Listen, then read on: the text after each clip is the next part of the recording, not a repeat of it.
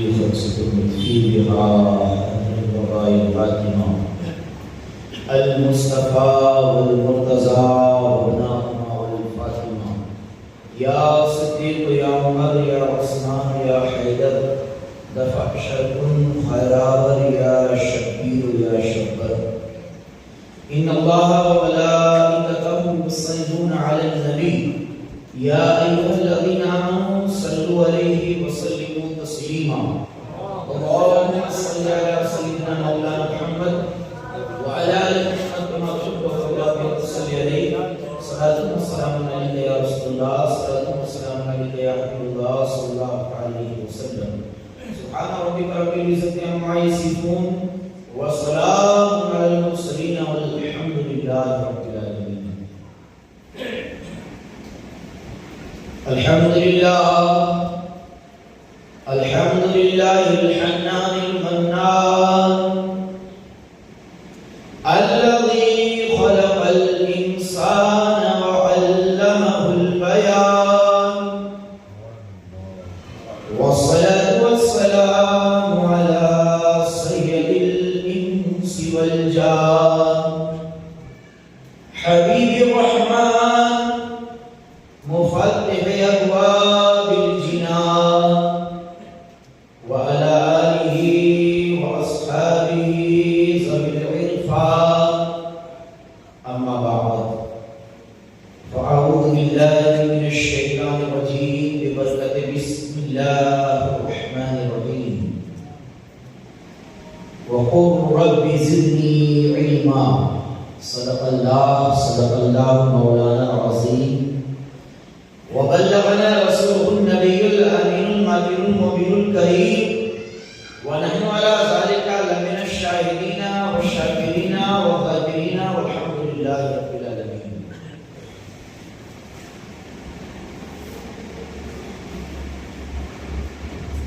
رضينا قسمة الجبار فينا سرکار مولانا فرماتے ہیں رضینا قسمت الجبار فینا لنا علم وللجہال معلوم لیس الجمال تزیرنا به ان الجمال جمال العلم والعدب. امیر غوث فرماتے ہیں درست العلم حتی صرت قدبا درست العلم حتی صرت قدبا ونلت السعد من مولا الموالی فمن فی اولیاء اللہ مثلی من فی العلم والتصریف حالی. آئیے سب سے پہلے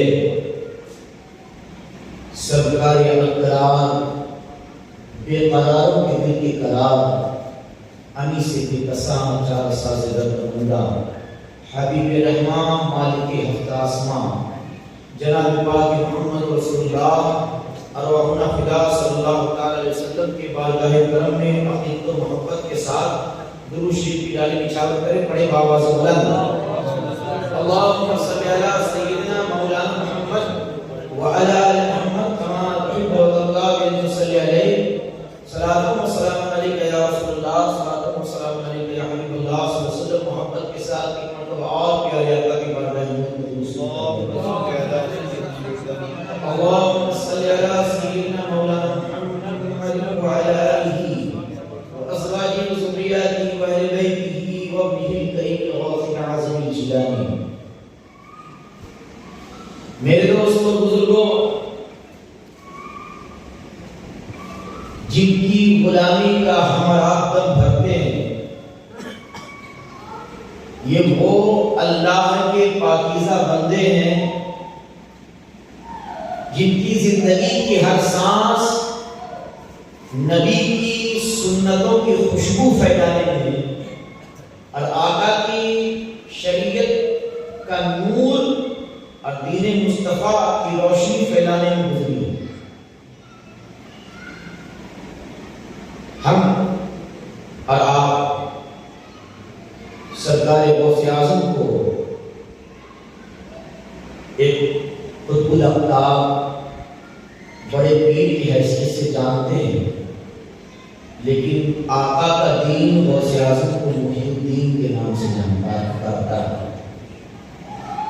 اور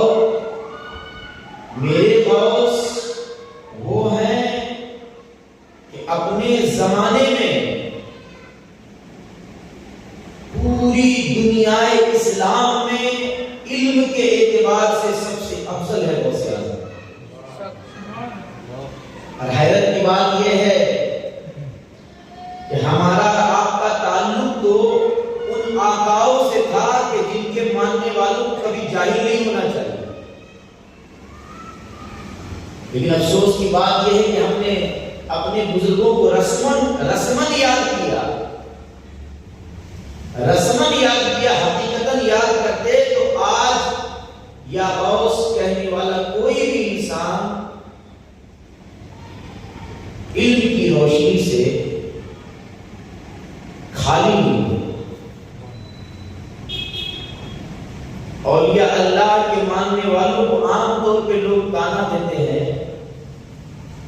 کہ یہ وہ قوم ہے جو صرف حال کرتی ہے، جنہیں نبی کی دین کا کچھ پتہ نہیں، جبکہ ایسا نہیں ہے، بلکہ ہم جس سلسلے کے ماننے والے ہیں یہ وہ نورانی سلسلہ ہے جو طریقت کا بعد میں حکم دیتا ہے، پہلے نبی کی شریعت سیکھنے کا ادب سکھاتا ہے، پہلے آقا کی شریعت سیکھنے کا حکم صادر کرتا ہے۔ میرے دوستوں بزرگوں، کسی لمبی تمہید میں نہ جا کر صاحب تفسیر کبیر امام رازی کے اس بات سے میں اپنے بیان کا آغاز کرتا ہوں۔ امام رازی فرماتے ہیں کہ ایک بندہ مسلمان 6 وجہوں سے علم حاصل کرتا ہے، 6 کارن ہے، 6 وجہ ہے جس کی وجہ سے وہ علم دین حاصل کرنا اس کے لیے ضروری ہے۔ کیا ایک مسلمان کے اوپر اللہ نے جو فرض اور واجب رکھا ہے، وہ فرض کیا ہے، وہ واجب کیا ہے، اور اس فرض اور واجب کو ادا کرنے کے لیے ضروری ہے کہ پہلے نبی کے دین کو سیکھے۔ جب تک علم حاصل نہیں کرے گا تو اللہ کے فرائض اور واجبات کو جانے گا نہیں۔ دوسرا کارن کہ اللہ نے مومن پر کچھ چیزیں حلال کی ہے، کچھ حرام کی ہے، تو اللہ کے حرام کیے ہوئے چیز کے سے رکنے اور بچنے کے لیے بھی علم کا سیکھنا ضروری ہے۔ جب تک آپ علم دین سیکھیں گے نہیں تو آپ جانیں گے کیسے کہ کیا حلال ہے کیا حرام ہے، کس کا کرنے کا ہمیں حکم ہے، کس سے بچنے کا ہمیں حکم ہے، کون سا لقمہ ہم کھا رہے ہیں وہ حلال ہے کہ حرام ہے۔ دوسرا کارن کیا ہے کہ اللہ کے بتائے ہوئے حلال و حرام کی تمیز۔ ایک بندے مومن کو حلال کرنا ہے، حلال کھانا ہے، حلال پہننا ہے نا، اور حلال کمانا ہے اور حرام سے بچنا ہے، اور اپنی اولاد کو بھی بچانا ہے، تو اس کے لیے علم دین کا ہونا ضروری ہے۔ تیسری وجہ یہ ہے کہ اللہ تعالی کی نعمت جو اس نے دی ہے اس نعمت کا شکر ادا کرنا واجب ہے۔ اللہ کی نعمت کا شکر ادا کرنا واجب ہے، اور تم اللہ کی نعمت کا شکر تب تک ادا نہیں کر سکتے جب تک کہ تمہیں اللہ کی نعمتوں کا علم نہ ہو، کیونکہ اللہ کی نعمت کا شکر ادا کرنے کے لیے بھی نبی کے دین کی جانکاری ضروری ہے، نبی کے دین کو سیکھنا ضروری ہے۔ بغیر آقا کے دین کو سیکھے ایک مسلمان صحیح طور پہ اللہ کا شکر بھی ادا نہیں کر سکتا۔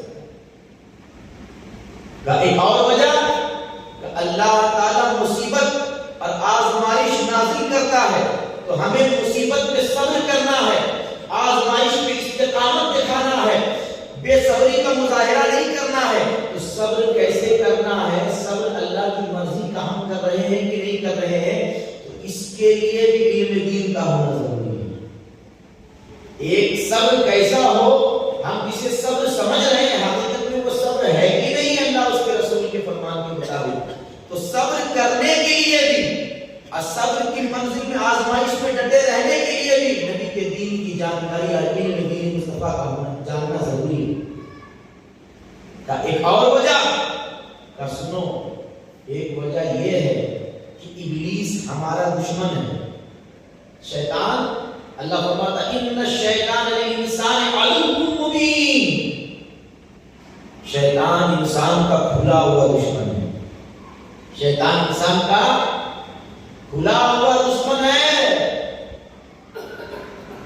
اسی کو شاعر مسلم علامہ اقبال نے سمجھایا تھا کہ سجدہ اللہ کو بھی اور ابلیس سے یارانہ بھی، سجدہ اللہ کو بھی اور ابلیس سے یارانہ بھی، یہ بتا کس سے عبادت کی جزا مانگے گا، ہے نا؟ عشق قاتل سے بھی، مقتول سے ہمدردی بھی، یہ بتا کس سے محبت کا صلہ مانگے گا۔ ہمارا آپ کا حال کیا ہے؟ ہمیں نبی کے دین سے محبت ہے، لیکن جو نبی کے دین کا خون کر رہے ہیں اس سے ہمدردی نہیں ہے۔ ہم کہتے ہیں آقا کے دین سے ہمیں محبت ہے، لیکن اللہ والوں کی جو توہین کر رہا ہے اس سے بھی ہم مل رہے ہیں، ان کی بھی تعظیم کر رہے ہیں۔ تو بھئی دو ہی چیز ہو سکتی ہے نا، یا تو نبی کے دین کے غداروں سے، اگر تمہارے نبی کے دین سے وفاداری سچی ہے تو نبی کے دین کے غداروں سے تمہارا میل جول نہیں ہو سکتا۔ اللہ اس کے رسول کے گستاخوں کو اگر تم جگہ دے رہے ہو، اسپیس دے رہے ہو، دل میں جگہ دے رہے ہو، تو بتاؤ محبت کا صلہ تمہیں کس سے چاہیے، وفاداری کا صلہ تمہیں کس سے چاہیے؟ ایک طرف ہم کہتے ہیں خدا کی بندگی کا دعویٰ کر رہے ہیں، دوسری طرف ابلیس کی حرکتوں کے اوپر ہم چل رہے ہیں، نفس کی خواہشات کی پیروی کر رہے ہیں۔ علامہ اقبال فرماتے ہیں کہ سجدہ خالق کو بھی، سجدہ خالق کو بھی اور ابلیس سے یارانہ بھی، یہ بتا کس سے عبادت کا صلہ مانگے گا۔ تو میرے دوستو، امام راضی فرماتے ہیں چھٹی آخری وجہ ایک مسلمان کے علم دین حاصل کرنے کی کیا ہے کہ ابلیس سب سے بڑا دشمن ہے، ہمارا سب سے بڑا دشمن ہے ابلیس، اور اس سے دشمنی کرنے کا اللہ نے حکم دیا۔ تو اس سے دشمنی کیسے کریں گے؟ ہاتھ چڑھا کے ابلیس کو آپ پچھاڑ سکتے ہو، ابلیس کو آپ زخمی کر سکتے ہو، ہاں کر سکتے ہو۔ جب بندے مومن کہتا لا حول ولا قوت الا باللہ العلی العظیم، تو بزرگان دین کہتے لام الف کی یہ دو جو ہے نا، دو ایک لام کی لمبائی اور ایک الف، یہ دو دھاری تلوار ہے۔ جب بندے مومن لا حول ولا قوت الا باللہ العلی العظیم کہتا ہے تو ابلیس زخمی ہو جاتا ہے، لہولہان ہو جاتا ہے۔ تو یہ کیا ہے؟ یہ علم ہے۔ اگر شیطان سے تمہیں دشمنی کرنی ہے تو پتہ بھی ہونا چاہیے شیطان کا وار کیا ہے۔ ایک دشمن سے دشمنی کرنے کے لیے اس کے وار کا تمہیں پتہ ہونا چاہیے، اس کی حرکتوں کا، اس کی چال کا تمہیں پتہ ہونا چاہیے، تبھی تو تم دشمنی کر سکو گے نا۔ یہی ابلیس ہے جس نے ہزاروں کی ایمان کو لوٹ لیا۔ اس ایمان کی لٹیرے کی چال کیا ہے؟ یہ صرف عبادت سے روک کے نہیں بہکاتا ہے، عبادت کروا کے بھی بہکاتا ہے، عبادت کروا کے بھی بہکاتا ہے۔ اس کے جال بڑے خطرناک ہیں، بڑے خطرناک ہیں۔ وہی بچ سکتا ہے جسے اللہ بچائے، اور اللہ کی توفیق سے اللہ والوں کی نظر کرم کے سائے میں جو صاحب ایمان آ جائے، ہے نا۔ ورنہ یہ تو ایسا مردود ہے کہ آخری وقت تک انسان کی نظر کی کیفیت تک اس کو لوٹنا نہیں چھوڑتا ہے۔ میرے دوستوں اور بزرگوں، آخری سب سے بڑی وجہ کیا ہے؟ ابلیس یہ دشمن خدا ہے، دشمن انبیاء ہے، دشمن مومنین ہے۔ تو کہ ابلیس سے تمہیں دشمنی کرنی ہے، اور اس کا خدا نے حکم دیا ہے۔ دشمنی کرو گے کیسے؟ جب تک نبی کی شریعت کو جانو گے نہیں، ابلیس سے دشمنی کرنے کا طریقہ تمہیں کیسے معلوم ہوگا؟ ابلیس کے وار سے بچنے کا طریقہ تمہیں کیسے معلوم ہوگا؟ اس کی جال سے، اس کے جال اور اس کی حرکتوں اور ہتھکنڈوں سے اپنے آپ کو کیسے بچاؤ گے؟ تبھی تو دشمنی ہوگی نا۔ ابلیس کے ہتھکنڈوں سے جب تک ہم اپنے آپ کو بچائیں گے نہیں تو ہم دشمنی کہاں کریں گے؟ تو میرے دوستوں بزرگوں، دوسری پڑھی اللہم صلی علی سیدنا شفیعنا حبیبنا مولانا محمد وعلی آل محمد کما تحب و ترضى، صلی علیہ، صلاۃ و سلام علیک یا رسول اللہ، صلاۃ و آؤ آج بڑے پیر غوث اعظم دستگیر کو علم دین مصطفیٰ میرے غوث نے کس محنت کے ساتھ حاصل کیا ہے۔ یہ علم دین مصطفیٰ کیا ہے؟ آقا کے دین کا علم۔ آج ہم پنکھوں میں بیٹھ کے، اے سی روم میں بیٹھ کے ہمیں موقع نہیں ہے، ٹائم نہیں ہے نبی کے دین سیکھنے کا، لیکن جس پیر کو تم مانتے ہو نا، اس نے 1 مہینے کا سفر پیدل کیا ہے نبی کے دین کو حاصل کرنے کے لیے۔ غوث اعظم نے نبی کے دین کو حاصل کرنے کے لیے جو مشکلات جھیلے ہیں نا، روح کانپ جاتی ہے، جسم کا روانٹا کھڑا ہو جاتا ہے نا۔ یہ مرتبہ بلند اس کو ملنا تھا، مل گیا۔ ہر مدعی کی قسمت میں دار و وصل تھا۔ میرے دوست آؤ پہلے علم کی قیمت کو سمجھے حدیث کی روشنی میں۔ یہ علم کتنا اہم ہے؟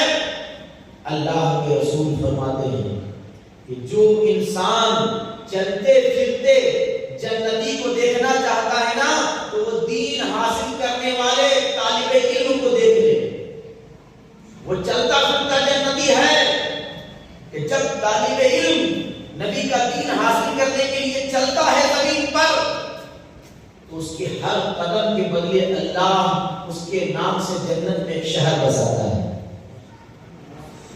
نبی کے دین کو حاصل کرنے کے لیے آج مسلمان اسکول کی پڑھائی کروانے کے لیے اپنے بچوں کو دیر 1 گھنٹے تک صبح اٹھ جاتے ہیں۔ صبح فجر کے لیے نہیں اٹھیں گے، لیکن بچے کو اسکول کے لیے تیار کرنا ہے تو 1 گھنٹے تک گاڑی کی تیاری دیکھ رہی ماں، ہاتھ باندھ کے کھڑی، کس علم کے لیے؟ وہ علم جس کا فائدہ صرف دنیا تک ہے، اور وہ علم جس کا فائدہ دنیا کے لیے بھی ہے، قبر کے لیے بھی ہے، آخرت کے لیے بھی ہے۔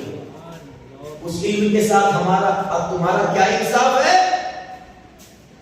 بتاؤ، دنیا کا علم حاصل کرتے ہوئے کیا یہ اعزاز اللہ عطا فرماتا ہے؟ کہ یہ طالب علم جو چلتا ہے نا، تو اس کے ہر علم دین حاصل کرنے کے لیے وہ چل رہا ہے، اس کے ہر قدم پہ اللہ اس کے نام سے جنت میں ایک شہر، ایک درخت نہیں، ایک شہر آباد کرتا ہے۔ اور وہ جب زمین پہ چلتا ہے تو اللہ کی زمین اس کے لیے دعائیں مغفرت کرتی ہے، اللہ کی زمین اس کے لیے دعائیں مغفرت کرتی ہے۔ اور وہ چلتا ہے علم دین حاصل کرنے کے لیے، تو آقا فرماتے ہیں کہ سنو، وہ جب علم دین حاصل کرنے کے لیے چلتا ہے نا، تو یہ دونوں فرشتے کرام کاتبین بھی اس کے لیے دعائیں مغفرت کرتے، استغفار کرتے ہیں۔ نیکی اور برائی کرنے والے فرشتے اس کے لیے استغفار کرتے جو نبی کا دین حاصل کرنے کے لیے نکلا ہے۔ کا اتنا ہی نہیں، کا انعام یہ کہ وہ طالب علم اگر نبی کا دین حاصل کرتے کرتے مر جائے تو شہادت کی موت پاتا ہے، شہادت کی موت پاتا ہے۔ اور وہ جس قبرستان میں نبی کا دین حاصل کر رہا تھا، علم دین حاصل کر رہا تھا، اس کا انتقال ہو گیا، کہ جس قبرستان میں اسے دفن کر دیا جاتا ہے، عالم نہیں ہے، علم دین حاصل کرتے کرتے مر گیا۔ کہا اس کو جس قبرستان میں دفن کیا جاتا ہے نا، تو اس کے دائیں طرف کی 40 قبر، بائیں طرف کی 40 قبر، آگے کی 40 قبر اور پیچھے کی 40 قبر اللہ نور سے بھر دیتا ہے اس ایک طالب علم کے دفن ہونے کی وجہ سے۔ اتنے لوگوں سے اللہ عذاب کو اٹھا لیتا ہے، اور اتنے لوگوں کے اوپر یہ کرم کر دیتا ہے۔ میرے دوستو ذرا قیمت سمجھو، ہم جس پیر کو ماننے والے ہیں نا، وہ پیر ڈائریکٹ ایسے ہی بیٹھ کے اس نے یہ نہیں کہا قدمی حاضری اللہ رکھتے کل ولی اللہ۔ غوث اعظم اپنی استقامت میں بھی مثال ہے۔ نبی کے دین کو حاصل کرنے کے لیے جو غوث اعظم نے مسائل کا سامنا کیا ہے، تکالیف کا سامنا کیا ہے، اور کیسا پیدائشی ولی ہونے کے باوجود، پیدائشی ولی ہونے کے باوجود، علم لدنی کا وارث ہونے کے باوجود نبی کے دین کو حاصل کیا ہے، اور جس تکلیف سے حاصل کیا ہے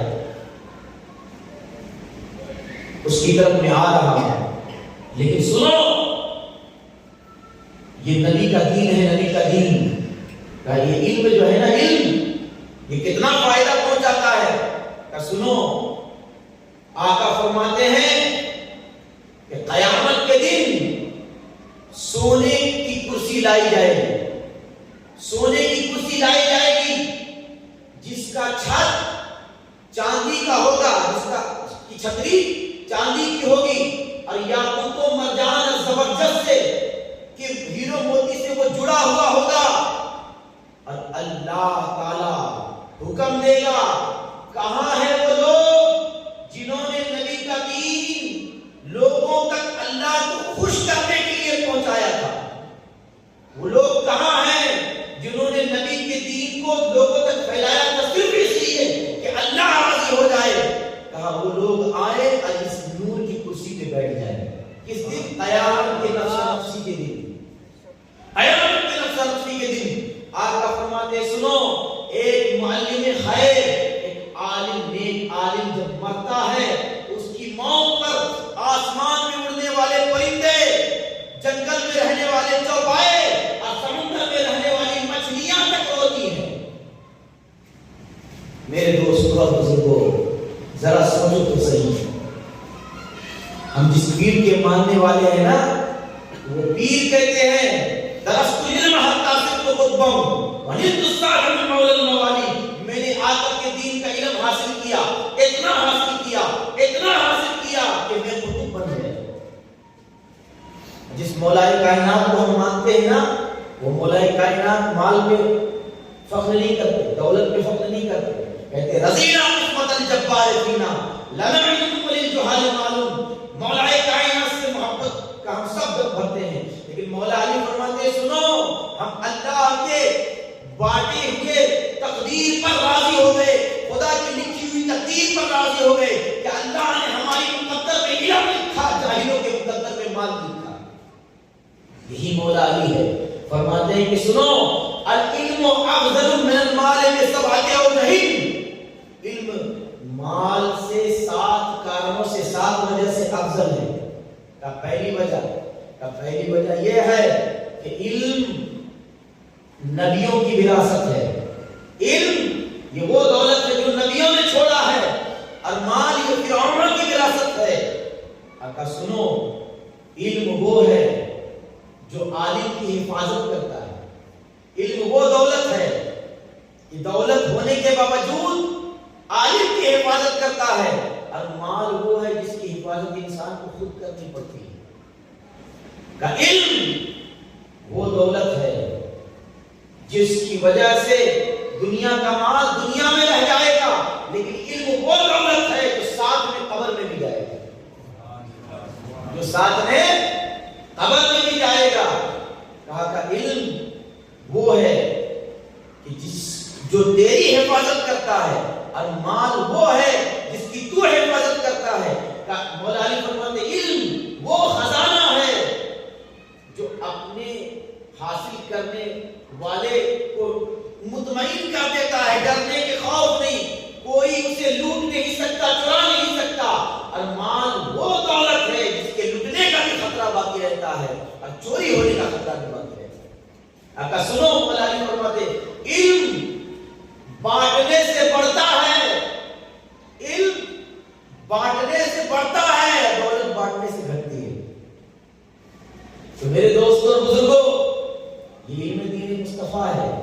جانتے ہو امام راضی فرماتے ہیں یہ علم تو وہ علم ہے جس نے ایک پرندے کو سلیمان علیہ السلام کی بادشاہت میں ایک مقام دے دیا.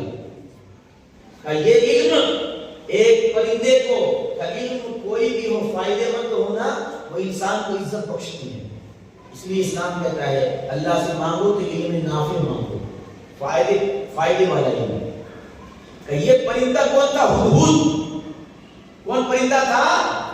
ہدہد. کہ اس کی خاصیت کیا تھی؟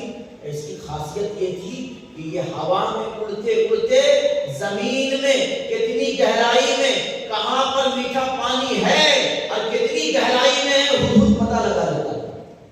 کہ اس کے سامنے زمین آئینے کی طرح تھی، زمین آئینے کی طرح تھی. تو سلیمان علیہ السلام کو کبھی بھی کنواں کھودوانا ہوتا تھا یا میٹھے پانی کی تلاش ہوتی تھی تو ہدہد کو بلاؤ. یہ سیٹی ہو رہی زیادہ کیا؟ ادرشی پڑھیے اللہم صلی علی سیدنا شفیع حبیبنا مولانا محمد وعلی آل محمد کما تحب و ترضى بہ صلی علیہ صلاۃ و سلام علیک یا رسول اللہ صلاۃ و سلام علیک یا حبیب اللہ۔ ایک اور بات بتاؤں، حضرت یوسف علیہ السلام پر حضرت یوسف علیہ السلام پر جب زلیخا نے الزام لگایا عصمت دری کا، ہے نا، ننگے لفظوں میں بیان نہیں کروں گا اس لیے کہ نبی کا ذکر ہے، ان کی عزت پر انگلی اٹھائی اپنے آپ کو بے گناہ بتانے کے لیے، تو پالنے میں ایک دودھ کا بچہ تھا، اس نے گواہی دی تھی۔ اللہ نے کہا یوسف تیری پاکیزگی کی گواہی ہم دودھ کے پیتے بچے سے دلوائیں گے، دودھ پیتے اس بچے سے دلوائیں گے، کہ تاکہ دنیا تو دیکھے کہ ہمارے محبوبوں کی ہماری بارگاہ میں شان کیا ہے۔ اس دودھ پیتے بچے کو اللہ نے قوت گویائی دے دی۔ اس دودھ پیتے ہوئے بچے نے کہا، سورہ یوسف میں اس کا ذکر ہے کہ سنو، اگر قمیص آگے سے پھٹا ہے حضرت یوسف کا تو مجرم حضرت یوسف ہیں، اور قمیص پیچھے جبہ پیچھے سے پھٹا ہوا ہے تو مجرم زلیخا ہے، مجرم زلیخا ہے۔ جو دودھ پیتے بچے نے کہا، ایک وقت آیا جب حضرت یوسف علیہ السلام مصر کے بادشاہ بنے، مصر کے کیا بنے؟ بادشاہ بنے۔ جب مصر کے بادشاہ حضرت یوسف علیہ السلام بنے نا، یوسف علیہ السلام جب مصر کے بادشاہ بنے نا، تو اس وقت انہوں نے کہا مولا مجھے ایک اچھا وزیر چاہیے، ملک چلانے کے لیے بادشاہ کو وزیر کی ضرورت پڑتی ہے، کہا مجھے ایک اچھا وزیر چاہیے۔ جب حضرت یوسف علیہ السلام نے یہ کہا کہ مجھے اچھا وزیر چاہیے، تو اللہ نے کہا اے یوسف فلا جوان، حضرت یوسف علیہ السلام نے کہا مولا وہ مصر کا وزیر بننے کے لائق ہے جو خستہ حال ہے، پھٹے پرانے کپڑے، غربت کی حالت میں رہتا ہے، مولا اسے وزیر میرا وزیر بنا رہا ہے۔ کہا اے یوسف یہ وہی بچہ ہے جب تیری عزت پہ انگلی اٹھی تھی تو اس نے تیری عزت پہ پہرا دیا تھا، تیری عزت کی گواہی دی تھی، تیری عظمت و آبرو کی بلندی اور تیری پاکیزگی کی گواہی اس بچے نے دی تھی۔ اس نیکی کی وجہ سے، اس شہادت کی وجہ سے ہم اسے تیرا وزیر بنا دیں۔ اب یہاں پہ امام راضی ایک نقطہ بیان کرتے ہیں کہ اے ایمان والو ذرا سوچو، ایک شخص اگر مخلوق کے عصمت و پاکیزگی کی گواہی دے تو وہ ملک کا وزیر بنا دیا جائے، تو جو آقا کے دین کی حفاظت کرتا ہے وہ انسان کے اوپر اللہ کا کتنا احسان اور کرم ہوگا، وہ اللہ کی کتنی رحمت کا مستحق ہوگا۔ جو آقا کے دین کے اوپر اٹھتے ہوئے گندے کیچڑ کو دور کرتا ہے اسلام کے اوپر سے، اسلام پہ اٹھے ہوئے اعتراض کو اپنے خدا داد دی ہوئی اللہ کی عقل کو کام میں لا کر دلائل قاہرہ سے اسلام کی سچائی اور عظمت کو بیان کرتا ہے۔ میرے دوستوں اور بزرگوں، بات سمجھ میں آ رہی ہے؟ آواز پہنچ رہی صاحب آپ تک؟ بات سمجھ میں آ رہی ہے؟ بولے سبحان اللہ۔ میرے دوستوں اور بزرگوں، آؤ باتیں بڑی طویل ہیں۔ حضرت سلیمان علیہ السلام کو اللہ نے کہا، حضرت عبداللہ ابن عباس کہتے سلیمان علیہ السلام کو اللہ نے کہا اے سلیمان ہم تجھے اختیار دیتے ہیں، یا تو دولت کو قبول کر لے، یا حکومت کو اپنا لے، یا علم کو اپنا لے۔ تو سلیمان علیہ السلام نے علم کو چنا، علم کو چنا تو اللہ نے علم کی برکت سے دولت بھی عطا فرمائی اور حکومت بھی عطا فرمائی، دولت بھی عطا فرمائی اور حکومت بھی عطا فرمائی۔ اور امام راضی کہتے سنو، حضرت آدم جو مسجود ملائکہ بنے کس وجہ سے بنے؟ کہ آدم کو اللہ نے ساری چیزوں کا علم دیا، ساری چیزوں کا نام کے اسما سکھائے، نام سکھائے۔ وعلم آدم الاسماء كلها، کہ یہی فضیلت حضرت آدم کی بنی جس کی وجہ سے فرشتوں نے سجدہ کیا۔ اور کہا سنو، علم سے بڑھ کے اگر کوئی دولت ہوتی تو اللہ اپنے حبیب کو یہ نہ کہتا قل رب زدنی علما، حبیب کہہ دیجئے اللہ میرے علم میں برکت عطا فرما، میرے علم میں اضافہ عطا فرما، میرے علم کو بڑھا دے۔ کہ اللہ نے اپنے حبیب کو یہ نہیں کہا کہ حبیب مجھ سے مانگ کے میری دولت کو بڑھا دے، میری شہرت کو بڑھا دے۔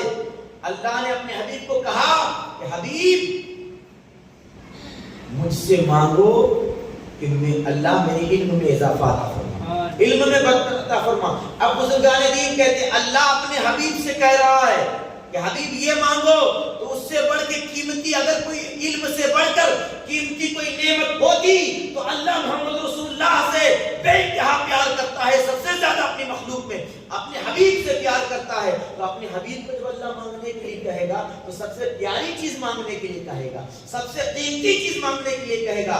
اب یہاں پر علامہ ابن حجر اسقلانی کہتے ہیں اے صاحب ایمان، اگر علم سے بڑھ کر کوئی نعمت اور دولت ہوتی تو اللہ اپنے حبیب کو کہتا یہ دولت مانگ، یہ نعمت مانگ، لیکن علم سے بڑھ کر کوئی دولت نہیں۔ یہ اس بات کا ثبوت ہے کہ اللہ نے اپنے حبیب کو کہا کہ حبیب علم میں اضافہ مانگو، علم میں اضافہ مانگو، علم میں برکت مانگو۔ میرے آقا کے پاس ایک صحابی آئے، جبریل آئے، اور جبریل نے کہا یا رسول اللہ صلی اللہ علیہ وسلم آپ کے اس صحابی کی عمر پوری ہو گئی، 1 گھنٹہ باقی، 1 گھنٹہ باقی۔ آقا دو جہاں صلی اللہ علیہ وسلم نے اس صحابی کو بیان کیا تو صحابہ تو آخرت کی فکر میں رہتے تھے نا۔ صحابہ نے کہا یا رسول اللہ کوئی ایسا عمل بتائیے جس کی وجہ سے میری مغفرت ہو جائے، زندگی کا صرف 1 گھنٹہ بچا ہے تو میرے آقا کوئی ایسا قیمتی عمل بتائیے جس کی وجہ سے اللہ راضی ہو جائے اور میری مغفرت اور بخشش کا سبب بن جائے۔ تو آقا دو جہاں صلی اللہ علیہ وسلم نے کہا کہ جاؤ علم دین حاصل کرو، علم دین حاصل کرو۔ 1 گھنٹے میں کتنا حاصل کیا جا سکتا ہے، لیکن آقا نے کہا کہ علم دین حاصل کرو۔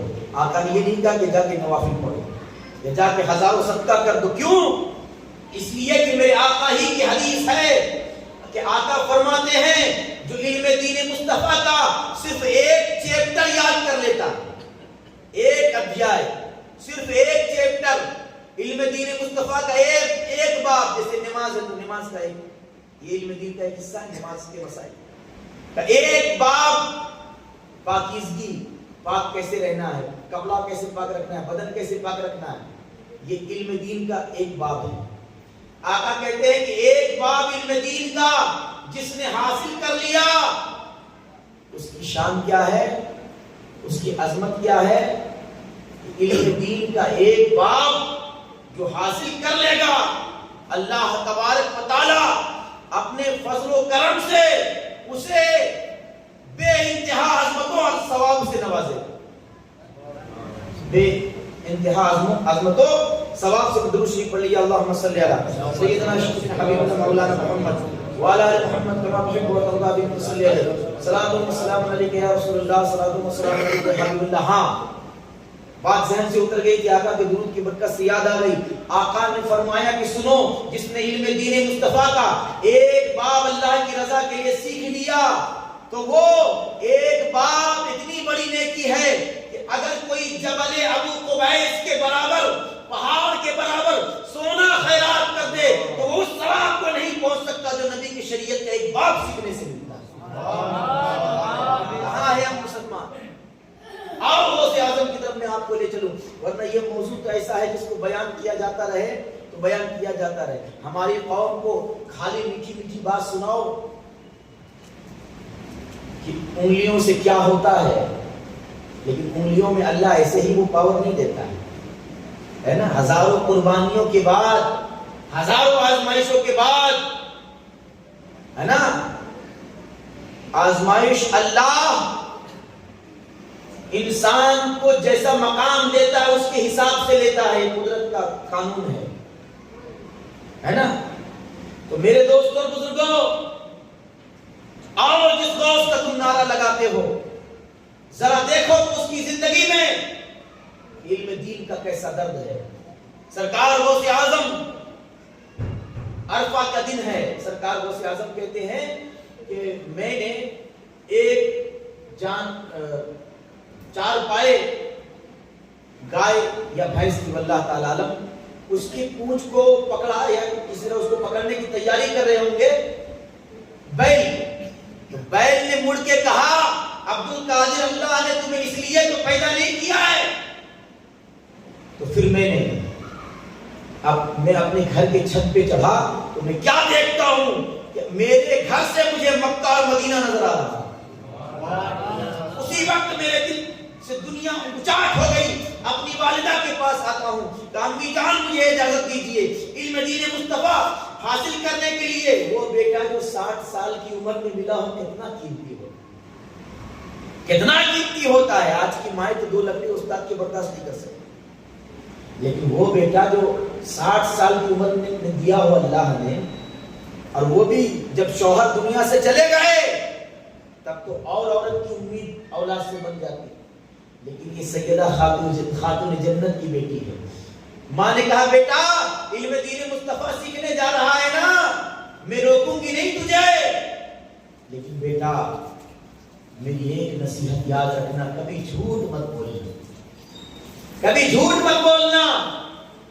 آپ نے کہا کہ بیٹا یہ تیرے والد کا ترکہ ہے، 80 درہم تیرے والد چھوڑ کے گئے ہیں، 40 تیرے بھائی کا اور 40 تیرا، یہ 40 میں تجھے سونپ رہی ہوں۔ اور غوث اعظم کے جبے کے اندر آپ کی امی جان نے اسے سل دیا، اور سلنے کے بعد نمناک آنکھوں سے بیٹے کو سینے سے لگایا، چہرے کا بوسہ دیا اور کہا میرے لگتے جگر اب ملاقات آخرت میں ہوگی۔ یعنی غوث اعظم کی امی جان دیکھ رہی ہے میرا بیٹا نبی کا دین جب حاصل کرنے کے لیے جائے گا تو اس شدت کے ساتھ حاصل کرے گا کہ میں دنیا سے پردہ کر جاؤں گا۔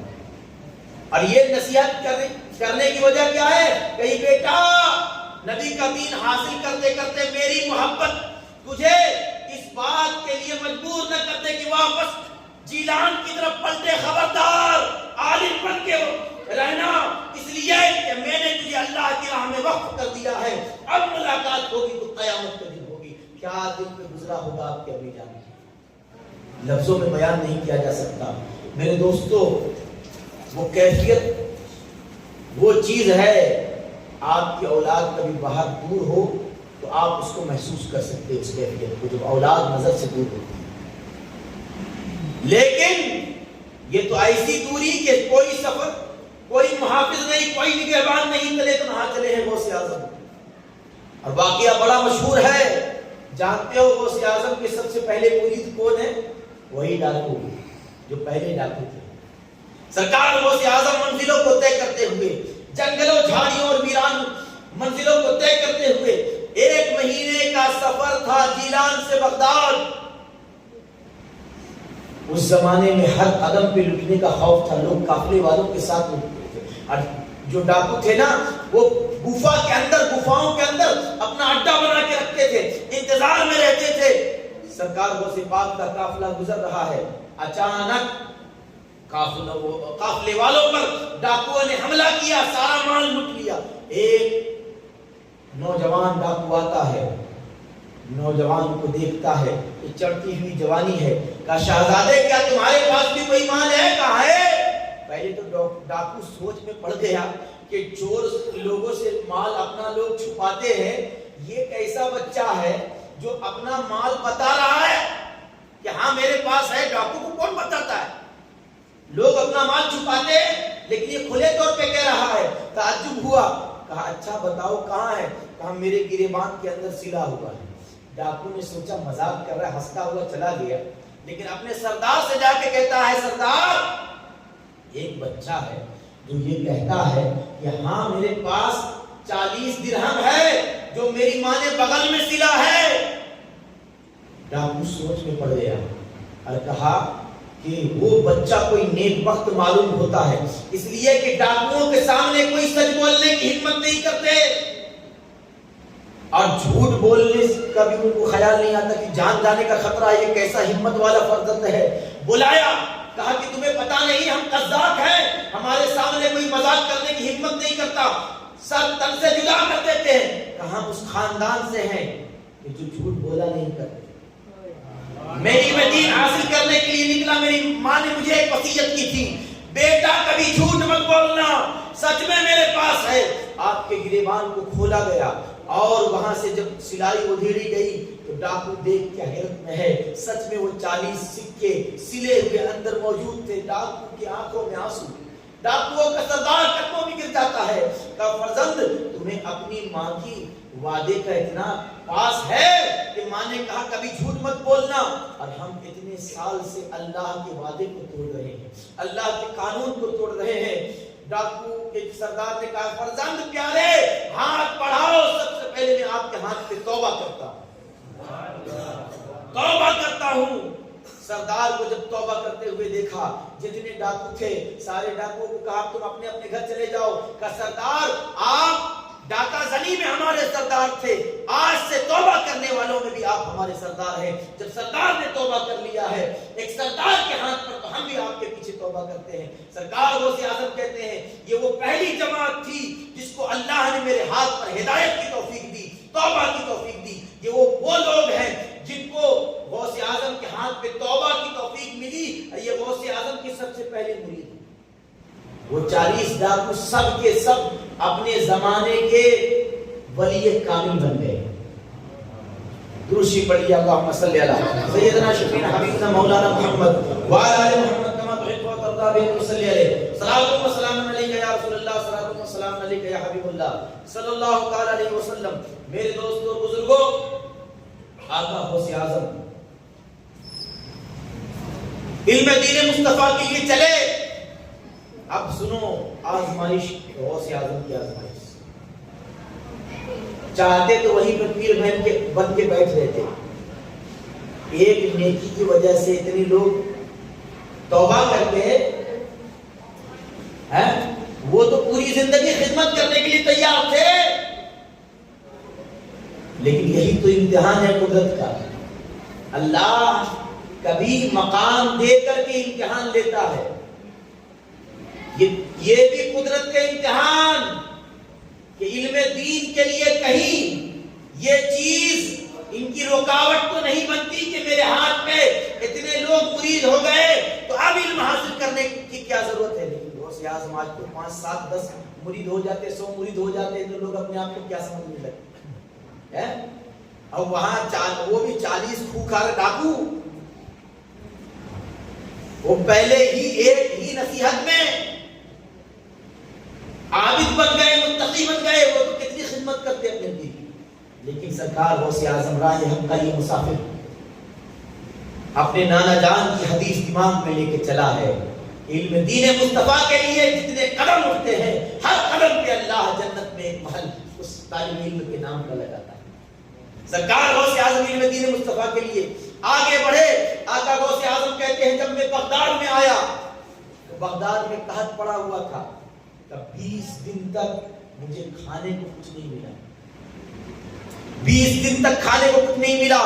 کہا ان آقا کے دین کو حاصل کرنے گئے میں نے ایسی تکلیفوں کا سامنا کیا ہے کہ وہ تکلیف اگر پہاڑ پہ نازل ہو جائے تو پہاڑ ریزہ ریزہ ہو جائے، یوں ہی کوئی غوث اعظم نہیں بنتا۔ کہ جب مصیبت بے چین کر دیتی تھی نا، بے قرار کر دیتی تھی، جب مصیبت برداشت سے باہر ہوتی تھی تو میں زمین پہ لیٹ جاتا تھا اور ان مع العسر یسرا، ان مع العسر یسرا یہ آیت پڑھتا تھا تو مجھے سکون مل جاتا۔ آج بھی ختم قادریہ جب پڑھی جاتی ہے نا تو اس میں یہ آیت آج بھی وظیفے میں شامل ہے۔ لیکن ختم قادریہ کوئی ناٹک نہیں ہے جو رسم بن گئی آج ہمارے زمانے میں، ختم قادریہ پڑھنے کا ہر کوئی اہل بھی نہیں ہے۔ بہرحال میں ان چیزوں کی طرف نہیں جانا چاہتا۔ سرکار غوث اعظم احساس کرو کس غوث کے ماننے والے ہو، جس نے نبی کا دین اتنی مشقت سے حاصل کیا ہے۔ آج تو 5 منٹ ہم نبی کے دین کے لیے نہیں نکال پا رہے ہیں، لیکن جس کو ہم پیرانے پیر کہتے ہیں نا، جس کو ہم دستگیر کہتے ہیں، انہوں نے محلوں میں نبی کا دین حاصل نہیں کیا۔ کہ نبی کا دین حاصل کرنے کے لیے غوث اعظم کہتے استاد سے سبق پڑھتا تھا، جنگل میں چلا جاتا تھا، رکنے کے لیے کوئی جھوپڑی نہیں، جنگل میں چلا جاتا تھا، جب بھوک بے چین کرتی تھی نا تو جنگلی پھل کو کھا کر بھوک مٹاتا تھا۔ عالم یہ ہو گیا، ایک زمانہ 2-3 بار ایسی مشقت آئی، کہا کیسی؟ کہ ایک وقت ایسا آیا کہ بغداد میں قحط پڑ گیا، لوگوں کو کھانے پینے کی چیزیں میسر نہیں، 40 دن گزر گئے لیکن ایک دانہ نصیب نہیں۔ کتنا؟ 40 دن۔ ہم تو ایسے سوچ رہے ہیں کہ 40 دن کھا کے گزارے، بھوک سے 40 دن، اور تب بھی ایک دن کا سبق ناگا نہیں ہوا، علم کا ذوق ٹھنڈا نہیں ہوا، عبادت کا جذبہ ٹھنڈا نہیں ہوا۔ 40 دن کے بعد جب بشری تقاضوں نے مجبور کیا تو میں جنگل کی طرف گیا کہ شاید کچھ پڑا ہوا دریائے دجلہ کے کنارے مل جائے، شاید کچھ پڑا ہوا جنگل میں یا دریائے دجلہ کے کنارے مل جائے، کوئی ہریالی، کوئی ہرا پتا، تو اسی کو دھو کے کم سے کم کھا کے بھوک کی یہ شدت مٹاؤں۔ سرکار غوث اعظم کہتے ہیں جب میں جنگل کی طرف گیا، دریائے دجلہ کی طرف گیا تو میں کیا دیکھتا ہوں، 70 اولیاء اللہ ڈھونڈ رہے ہیں کہ کوئی ایک پتا گرا ہوا مل جائے، ایک پتا مل جائے۔ سرکار غوث اعظم کہتے ہیں مجھے شرم آئی کہ جب 70 اولیاء اللہ ڈھونڈ رہے ہیں تو میں ان میں گھس کر ان کو اور تکلیف دوں اور پریشان کروں، تو میری خیرت نے گوارا نہیں کیا، میں واپس آ گیا۔ واپس آیا تو کیا دیکھتا ہوں کہ بغداد کا ایک مجھ کو پہچاننے والا انسان آیا، عبد القادر، یہ سونے کے چند ذرات ہیں، چند ٹکڑے ہیں جو آپ کی والدہ نے آپ کو بھیجا ہے۔ یہ غوث اعظم کی پڑھائی کی پیریڈ میں صرف 2 مرتبہ ایسا واقعہ ہوا ہے کہ غوث اعظم کی والدہ نے بھیجا ہے، بس اس کے علاوہ کوئی ثبوت نہیں ہے، صرف 2 مرتبہ۔ وہ ذرات ملے، سونے کے وہ چھوٹے چھوٹے ذرے، اب جو بھی اس کی قیمت ہوئی ہوگی اس زمانے کی غوث اعظم بہتر جانے، کہ وہ ذرات ملے۔ سرکار غوث اعظم نے 40 دن سے بھوکے تھے، خود کھا لیتے، لیکن سرکار غوث اعظم نے نہیں۔ سرکار غوث اعظم پہلے جنگل گئے، وہ 70 اولیاء اللہ جو اس کے حلال کے لیے کہ ایک سوکھا پتا ہی مل جائے تاکہ بھوک مٹا سکے، غوث اعظم گئے اور ایک ایک ذرہ سونے کا ایک ایک ولی کو دیا اور کہا کہ آپ اس سے حلال رزق خرید کے کھائیں۔ اب وہ ولی تھے، عبد القادر یہ ایسی قحط سالی کے زمانے میں یہ سونے کا ٹکڑا تمہارے پاس آیا کہاں سے؟ کہا یہ میری ماں نے بھیجا ہے، یہ حلال کمائی کا ہے۔ پھر سرکار غوث اعظم کے پاس صرف ایک ٹکڑا بچا، کتنا؟ 1 ذرہ سونے کا ٹکڑا، اس پہ بھی غوث اعظم بازار گئے اور اس ٹکڑے کا جتنا کھانا آ سکتا تھا سارا کھانا لیا، اور یہ نہیں سوچا کہ وہ ٹکڑا رکھ لیں تو کم سے کم 2-3 مہینے کا تو کم سے کم راسن گزر جائے گا، اتنی بڑی نیکی کر چکے تھے، لیکن وہ ایک آخری ٹکڑا۔ پھر خیال آیا بغداد کے اندر نہ جانے کتنے غریب مسلمان، کتنے فقیر مست ہیں جو کئی دن سے بھوکے ہیں، سرکار غوث اعظم ہوٹل جاتے ہیں اور نان بھائی سے کہتے ہیں اس پیسے کا جتنا کھانا آ سکتا ہے دے دو۔ سرکار غوث اعظم وہ سارا کھانا لیتے ہیں اور سارے فقیروں کو جمع کرتے ہیں، سارے فقیروں کو کہتے ہیں آج میری طرف سے تمہیں دعوت ہے، سب کھاؤ۔ ماں کے بھیجے ہوئے اس پیسے سے ایک ہی وقت کا کھانا کھایا ہے اسے۔ درود شریف پڑھی جائے، اللہم صلی علی سیدنا شفیع حبیبنا مولانا محمد وعلی آل محمد کما تحب و ترضی ان صلی علیہ صلاۃ و سلام علیک یا رسول اللہ صلی اللہ علیہ وسلم۔ ایسے ہی اس مقام پہ نہیں پہنچ گئے کہ قسم دے دے کہ کھلاتا ہے پلاتا ہے مجھے پیارا اللہ، تیرا چاہنے والا تیرا، ہزاروں قربانیاں دینی پڑی ہے سرکار غوث اعظم۔ میرے دوستوں اور بزرگوں، سرکار غوث اعظم کا وہ واقعہ بڑا مشہور ہے کہ آپ کی امی جان نے بھیجا تو وہ انسان آپ کو ڈھونڈ رہا تھا، تو اس کا خود کا پیسہ خرچہ ہو گیا۔ میں اس واقعے کو نہیں دہرانا چاہتا، لیکن ایک مختصر سا واقعہ بتاتا ہوں۔ علم دین مصطفیٰ کا ہی کیا جذبہ تھا غوث اعظم کے اندر، نبی کے دین کو حاصل۔ ارے 1-2 برس حاصل نہیں کیا سرکار غوث اعظم نے نبی کا دین، 30 برس تک حاصل کیا ہے، 30 سال تک۔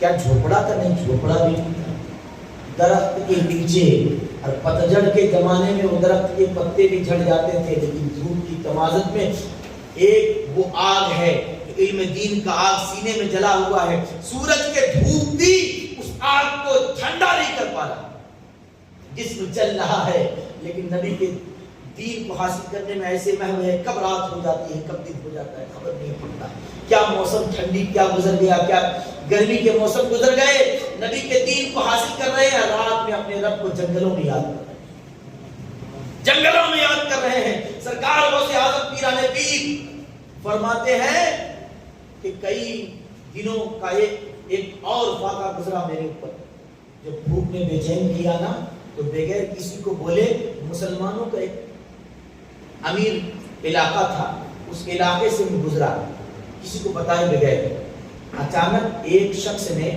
خاموشی سے مجھے ایک لفافہ دیا، پیسے کا لفافہ نہیں، ایک خط تھا جس میں کچھ لکھا ہوا، کہا یہ خط فلاں نان بھائی کو ہوٹل والے کو دے دیجئے گا، اور اس نے اس کے علاوہ کچھ نہیں کہا۔ سرکار غوث اعظم نے وہ خط لیا، نان بھائی کے پاس گئے، نان بھائی نے خط کو کھولا، پڑھا، اب پڑھنے کے بعد سرکار غوث اعظم کو کہا کہ یہ تھوڑا سا حلوہ اور یہ روٹی آپ لے جائیے، اسے تناول فرمائیے۔ کئی دن کے بھوکے تھے، لیکن سرکار غوث اعظم وہ کھانا لے کے مسجد میں آئے۔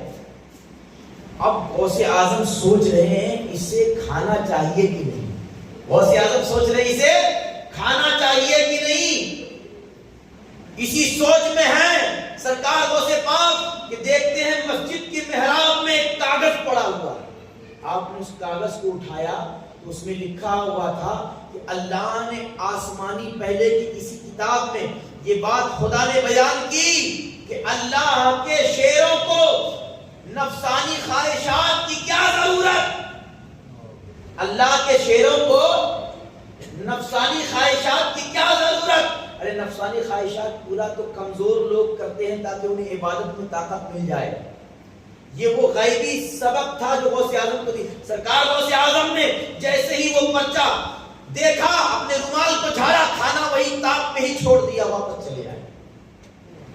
ایسی مشقت اور تکلیف کے بعد سرکار غوث اعظم نے نبی کا دین حاصل کیا ہے۔ یہ جو سنتے ہو یہ غوث اعظم کی کرامت ہے، یہ بڑی کرامت ہے جسے ہم نہیں سمجھتے۔ 11ویں والے پیر نے نبی کے دین کو اس محبت سے حاصل کیا، اس محنت کے ساتھ حاصل کیا کہ آنے والے وقت میں اللہ نے ان سے اتنا بڑا کام لیا کہ نبی کے دین کو ان کی وجہ سے دوبارہ زندگی ملی ہے۔ میرے دوستوں بزرگوں، میرے غوث کی صرف زمانے طالب علمی کی جو مشقت ہے نبی کے دین کو حاصل کرنے کے لیے اتنی باتیں ہیں کہ اسی کو بیان کیا جائے نا تو کئی دن اور گزر جائیں گے، لیکن صرف احساس آپ کو دلانا تھا کہ غوث اعظم کو یاد کرتے ہو آپ، غوث اعظم کو صرف دیگ سے آپ کو یاد نہ رہے، غوث اعظم صرف چند وظیفوں سے غوث اعظم یاد نہ رہے، غوث اعظم ہر مسلمان کو اس سوچ کے ساتھ بھی یاد رہنا چاہیے کہ میرا پیر وہ پیر ہے جو نبی کے دین کو حاصل کرنے کے لیے 40 دن تک بھوکا رہے، اور ہم پنکھوں کے نیچے بیٹھ کے بھی نبی کی 40 حدیث یاد نہیں کر سکتے، نبی کا دین حاصل نہیں کر سکتے، جبکہ ہمارے پاس ساری آسائشیں ہیں، آرام ہے، لیکن نبی کا دین حاصل کرنے کے لیے وقت نہیں ہمارے پاس۔ میرے دوستوں اور بزرگوں، اللہ تعالی ہم سب کو غوث اعظم کے نقش قدم پہ چلنے کی توفیق عطا فرمائے۔ سرکار غوث اعظم نے علم دین حاصل کرنے کا جو جذبہ اور آپ کے جذبہ صادق جو سبق دیتی ہے آقا کی امت کو، اللہ تعالیٰ اس جذبے کا تھوڑا سا حصہ ہم گنہگاروں کو اور ہمارے قوم کے بڑوں کو بھی عطا فرمائے تاکہ ان کے دلوں میں نبی کے دین کو حاصل کرنے کا جذبہ پیدا ہو جائے۔ وآخر دعوانا الحمدللہ رب العالمین، صلی اللہ علیہ وسلم۔ وعلیکم السلام